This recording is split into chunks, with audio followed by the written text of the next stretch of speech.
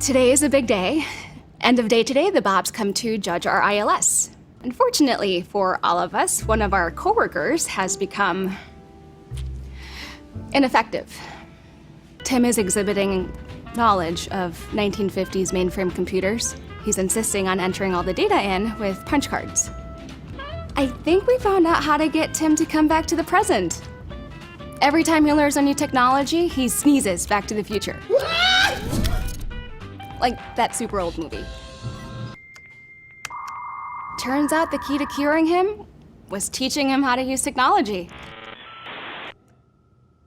You've got mail. I'm not sure how this happened, but this is an amazing new technology that will allow this company to innovate into tomorrow.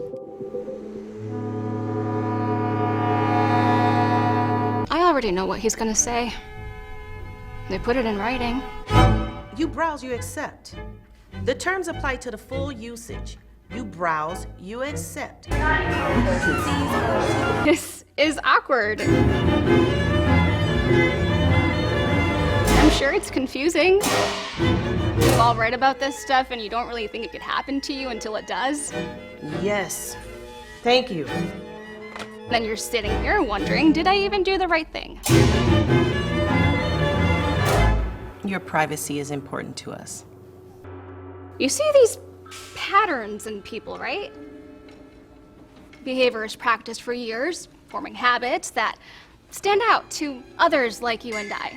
Nothing in these terms affect any rights that apply to you? But to the actual person, the one with the habits, they don't clearly see it yet. But hopefully, soon. I never really got that, thankfully. The whole victimization thing, you know?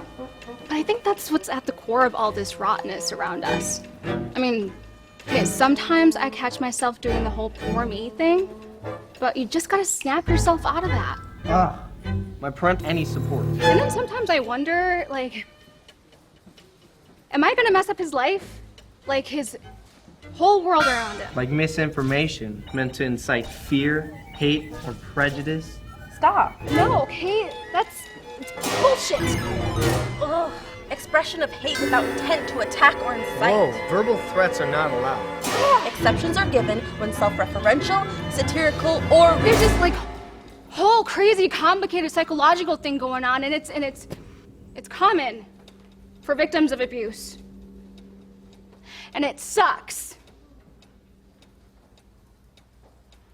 I just gotta remind myself that it's not my problem. It's that point in your life when you realize you do not have to put up with other people's crap. I mean, you have to get into it for yourself. But in the bigger picture, when you factor in the whole victimization bit, I mean, now you've got a shitstorm of entitlement and a lack of accountability. I love my boss. I really do. And for that, I'm grateful. I mean, thankful. I can't believe how tough this must be for her. And he's been here longer than her. No, she has. She has. I'm confusing my words. Sorry, I think I'm getting nervous. And I'm hungry. At first, I don't know. I thought it was too light, too lenient, and now with this, which I thought was unusual.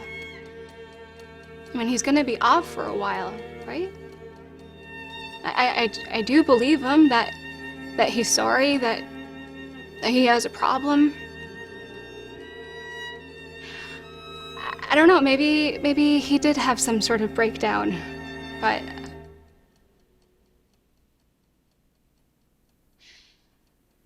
it was scary. Like, it was just too close.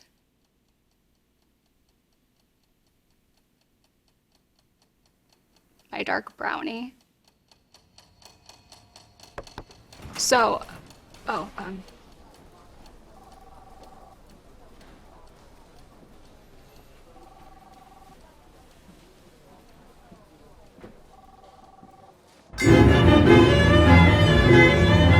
Perron. She was a first lady more beloved and popular than her husband, Argentinian President Juan Perron. This tendency was popularized by the 19th century Scottish writer Thomas Carlyle, who dubbed it the great man theory.